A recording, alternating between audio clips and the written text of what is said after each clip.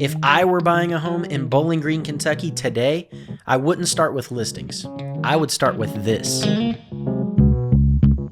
If you're thinking about buying a house or moving to Bowling Green, Kentucky, I'm a realtor and real estate photographer here, and I help tons of people just like you every single week to avoid the biggest mistakes whenever it comes to finding the perfect home that fits their budget, their needs, and their lifestyle. And the first thing that I would do if I were buying a home in Bowling Green would be to get clear on which trade-offs I'm willing to make. Before you buy a home, you need to go into that knowing what compromises you are willing to make. Are you willing to compromise on location, size, updates, or commute?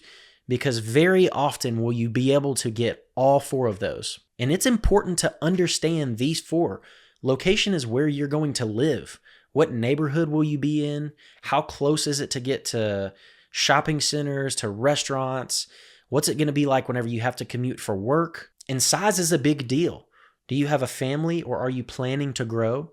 Are you wanting to downsize and figure out what parts of a house you really need and what you don't? And updates are a huge consideration whenever buying a home. Do you want to move into a house where a year or two from now, you're the one who's replacing the roof or an AC unit, or you're having to do some major updates to the house because they weren't done by the previous owner? And then commuting. A lot of people relocate because of work. And who wants to go find a house where they have to drive even further to be able to get to their work or to be able to get to their kids' school? Location is important because of the commute. And it's the buyers who don't decide which of these four they're willing to compromise on early on that get frustrated whenever it comes time to looking and buying a house. The second thing that I would do is to choose the area before the house. Like I said, location is a super important factor, but you want to do some research and some homework on which neighborhoods you would like to live in before you ever find a specific house.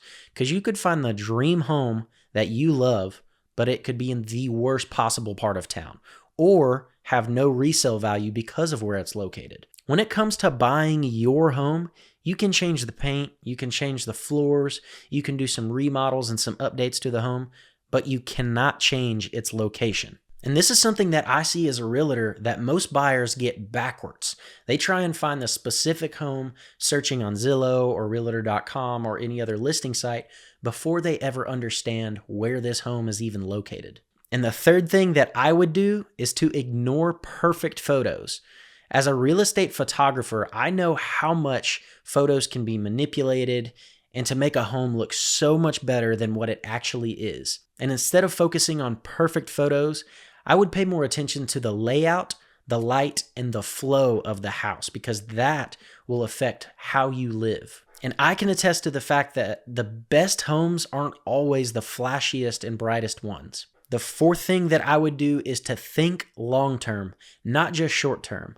How will this house affect you in 5, 10, possibly even 15 plus years from right now? Will this house still make sense in a few years compared to what it does right now? What is my mortgage going to look like? What will the resale value of this house be in 5 to 10 years from now? What's my lifestyle going to look like?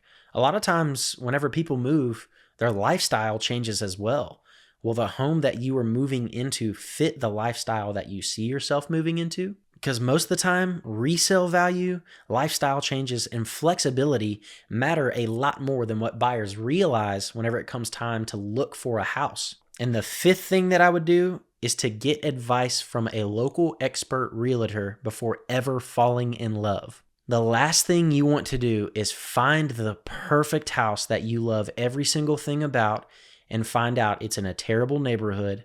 The resale value on it is going to be terrible. You won't like your neighbors, or even worse, you aren't able to buy that house. I know as a real estate photographer, it's really easy to get hooked online and to find a house that fits and checks every single box that you have. But I promise you that you are doing yourself a favor by finding a local realtor who is an expert in the area who can tell you which location, which neighborhood, and which house would fit your budget and your lifestyle the best. Because it is always easier to leave early than it is to regret it and move on later on down the road. If you want help thinking through your options the right way, I offer free video calls in the link in the description to walk through it honestly. And in the next video, I'll break down the biggest mistakes that out-of-state buyers are making when moving to Bowling Green, Kentucky.